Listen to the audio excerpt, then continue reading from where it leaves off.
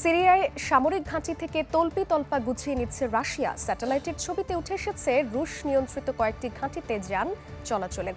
তবে এর পেছনে কৌশলগত কারণ থাকতে পারে বলে ধারণা বিশেষজ্ঞদের। বছর শেষের খুশি নগদে হবে বেশি। নগদ পেমেন্টে নির্দিষ্ট ক্যাটাগরির কেনাকাটায় ৩০০ টাকা পর্যন্ত ক্যাশব্যাক। বাশার আল আসাদের দীর্ঘ শাসনামলে সিরিয়ায় বিশালাকার সামরিক ঘাঁটি গড়ে তোলে রাশিয়া। আসাদের পতনের পর এখন সেসব ঘাঁটি গুটিয়ে নেওয়ার তোড়জোড় চালাচ্ছে মস্কো। স্যাটেলাইটের চিত্র বিশ্লেষণ করে এমন তথ্য দিয়েছে ব্রিটিশ সংবাদ মাধ্যম বিবিসি।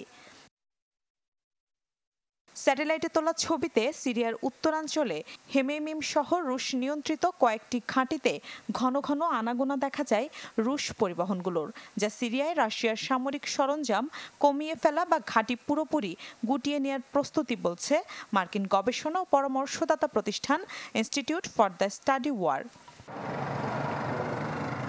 মস্কোর এমন পদক্ষেপকে কৌশলগত পরিকল্পনা হিসেবে দেখছেন বিশ্লেষকরা। একে দামেস্কে নতুন সরকারের সাথে সম্পর্ক প্রতিষ্ঠার চেষ্টাও বলে ধারণা করা হচ্ছে, যদিও সেনা সরিয়ে নেওয়ার ব্যাপারে কোনো সিদ্ধান্ত হয়নি বলে জানিয়েছে ক্রেমলিন। সিরিয়ায় শান্তি প্রতিষ্ঠায় সমর্থন অব্যাহত রাখার কথা বলছেন রুশ প্রেসিডেন্ট ভ্লাদিমির পুতিন। সিরিয়ায় শান্তি প্রতিষ্ঠার বিকল্প নেই, সেজন্য সব পক্ষের সাথেই আমরা সম্পর্ক রক্ষা করব। সিরিয়াতে আমাদের সেনা রাখা হবে কিনা তা পরিবর্তিত পরিস্থিতি ঠিক করবে।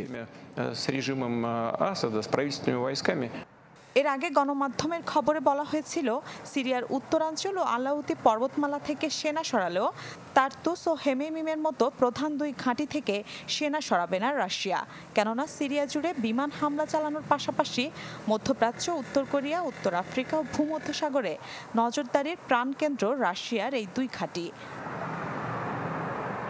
মিলা খন্দকার, চ্যানেল 24।